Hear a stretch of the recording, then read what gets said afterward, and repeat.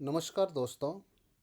स्वागत है आपका द चार्ट माइंडसेट चैनल पर, जहां हम लोग लाते हैं स्टॉक मार्केट से जुड़ी सटीक और भरोसेमंद जानकारी। क्या आपने कभी सोचा है कि भारत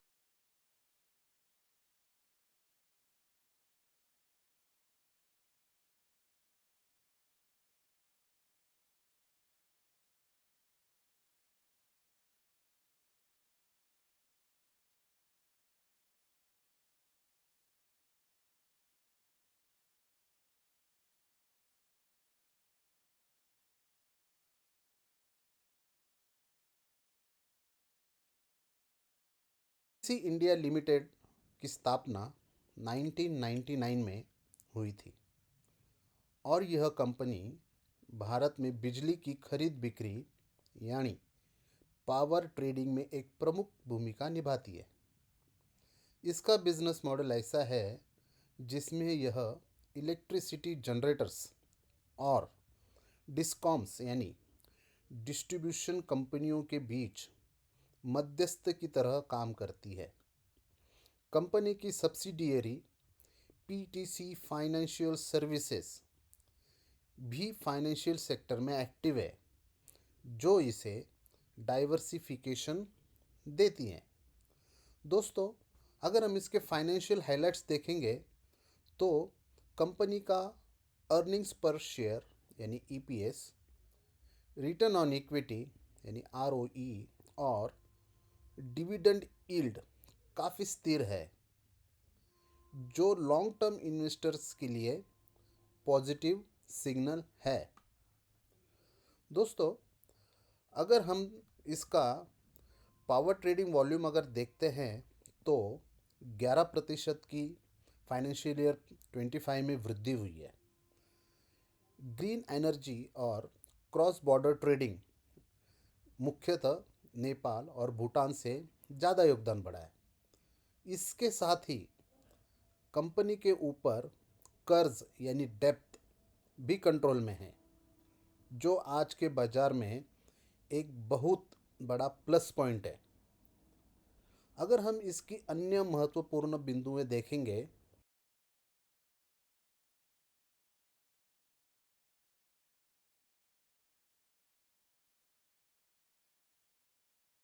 ज़्यादा करोड़ का कैश इनफ्लो हुआ।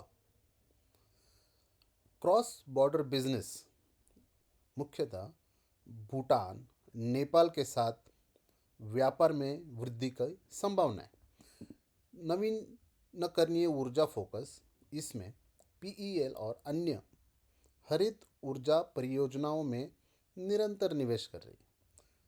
कम खर्च, मजबूत बैलेंस शीट और निवेशों के लिए स्थिरता और सुरक्षा, यह इसकी अन्य महत्वपूर्ण बिंदुएं हैं। दोस्तों, अभी हम चलते हैं इसकी टेक्निकल एनालिसिस के पर। चलिए दोस्तों, अब बात करते हैं इसका टेक्निकल एनालिसिस। अभी पीटीसी इंडिया का स्टॉक लगभग 182 यानी 182 के पास ट्रेड कर रहा है। दोस्तों, देखते हैं कि ये स्टॉक मुझे क्यों अच्छा लग रहा है, इसमें ऐसी कौन सी बात है जो ये मेरे रडार पर है। तो चलिए इसका डिटेल में एनालिसिस करते हैं। स्टॉक पीटीसी इंडिया लिमिटेड, जो कि एक डिविडेंड स्टॉक है, इसका टाइम फ्रेम हमने मंथली रखा हुआ है, जो कि एक लॉन्ग टर्म के बेसिस पे इसका एनालिसिस हो रहा है। दोस्तों, सबसे पहले मैं बता दूं कि मैं कोई सेबी रजिस्टर्ड एडवाइज़र या कोई फाइनेंशियल एडवाइज़र नहीं हूं। ये जस्ट एक एजुकेशनल पर्पस के लिए है। दोस्तों, अगर आप इस चार्ट को देखेंगे तो इसने जनवरी 2008 में लगभग 198 से 200 तक का इसने टॉप लगाया था। इसके बाद इसने नवंबर 10 को, उसके बाद अक्टूबर 21 और अक्टूबर सितंबर अक्टूबर 23 को लगभग इस रेजिस्टेंस के नीचे ही इसने ट्रेड किया। जो कि रेजिस्टेंस बनता है 130 से 145 के बीच। इसके ऊपर इसने कभी ब्रेकआउट दिया नहीं। फिर 2010 के बाद इसने 21 में यहाँ आया और लगभग नवंबर 23 को इसने एक ब्रेकआउट दिया। ब्रेकआउट के बाद इसने लगभग 250 तक का हाई लगाया था और आप देखेंगे कि वापस से इसी रेंज में ये जनवरी से लेके मार्च 25 तक ये रिटेस्ट किया और यहाँ पे इसने ट्रेड किया। तो हम कह सकते हैं कि ये जो एरिया है ये एक अच्छा खासा रेजिस्टेंस था, जिसका ब्रेकआउट नवंबर 23 को हुआ और अभी ये पीटीसी इंडिया लिमिटेड इसे अच्छा सपोर्ट बना रहा है। तो मार्च 25 में इसने ब्रेकआउट दे के थोड़ा सा रिटेस्ट करके ये वापस से थोड़ा बुलिश बन रहा है। तो दोस्तों अगर हम देखेंगे ये जो ट्रेड लाइन है,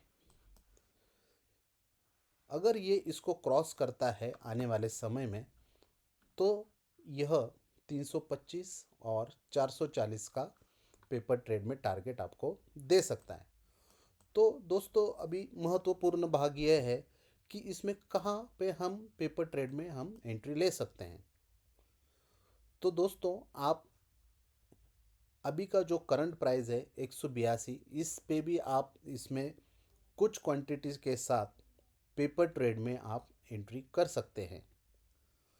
और अगर आप चाहें तो वीकली या मंथली 5 से 10 स्टॉक में पेपर ट्रेड में एसआईपी कर सकते हैं।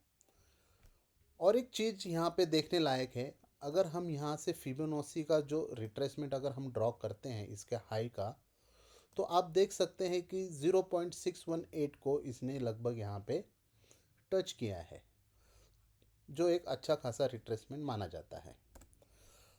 तो दोस्तों अगर ये यहाँ से हमारे टेक्निकल एनालिसिस के हिसाब से अगर ये बुलिश यहाँ से बनता है तो आने वाले समय में सबसे पहले 253 और 284 के हम टारगेट देख सकते हैं।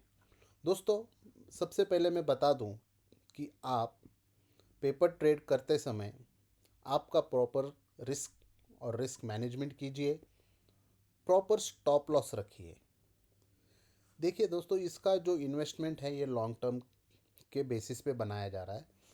तो अगर ये यहाँ से बुलिश निकलता है तो ये थोड़ा वक्त ले सकता है, लेकिन निश्चित तौर पे अगर ये स्ट्रेंथ पकड़ता है तो आने वाले समय में 325 और 440 का भी ये पेपर ट्रेड में आपको टारगेट दे सकता है, जो कि अच्छा खासा रिटर्न्स है। तो दोस्तों ये था हमारा टेक्निकल एनालिसिस, लेकिन इसके फ्यूचर आउटलुक के बारे में भी हमें देखना पड़ेगा कि भारत सरकार लगातार पावर सेक्टर में निवेश बढ़ा रही है। दोस्तों हमें फ्यूचर आउटलुक क्यों देखना चाहिए? अगर आप इसमें पेपर ट्रेड कर रहे हैं तो आपको आश्वस्त होना पड़ेगा कि हमने इसमें एंट्री अगर यहाँ पे ली है तो ये स्टॉक भविष्य में क्या करेगा, इसका फ्यूचर आउटलुक कैसा है। तो इस चीज़ के बारे में भी थोड़ा सा हमें देखना पड़ेगा। तो ये जो पावर सेक्टर में जो निवेश बढ़ा रही है भारत सरकार, ग्रीन एनर्जी, ग्रीन अपग्रेड और इंटरस्टेट पावर ट्रांसफ़र जैसे प्रोजेक्ट्स का फ़ायदा पीटीसी इंडिया को सीधे तौर पर मिल सकता है, जो एक बहुत अच्छी बात है। साथ ही अगर पॉलिसी सपोर्ट जारी रहा तो कंपनी आने वाले 2 से 3 सालों में बड़ा रेवेन्यू ग्रोथ भी दिखा सकती है।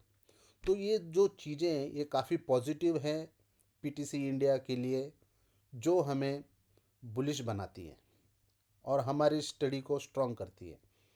तो दोस्तों इसके अगर हम रिस्क और अगर इसका कंसिडरेशन देखें तो देखिए हर स्टॉक में रिस्क होता है।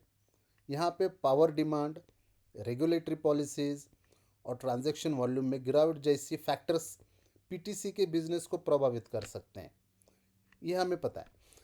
इसलिए निवेश से पहले आप भी अपनी रिसर्च जरूर कीजिए, जिससे आप आपकी स्टडी के हिसाब से पेपर ट्रेड में आप यहाँ पे एंट्री ले सकते हैं। तो दोस्तों, अगर हम इसका टाइम फ्रेम 3 मंथ्स का भी करें तो आप देख सकते हैं कि ये एक अच्छा खासा जो रेजिस्टेंस था, ये एक सपोर्ट बन रहा है। तो दोस्तों, इसका अगर हम कंक्लूजन देखेंगे तो क्या पीटीसी इंडिया लिमिटेड आपके पोर्टफोलियो के लिए एक दमदार ऑप्शन हो सकता है? अपनी राय नीचे कमेंट में ज़रूर शेयर करें। अगर आपको वीडियो पसंद आया हो तो लाइक करें, चैनल को सब्सक्राइब करें और बेल आइकन दबाना ना भूलें, ताकि आपको मिलती रहे ऐसे ही मार्केट्स की अपडेट्स। धन्यवाद।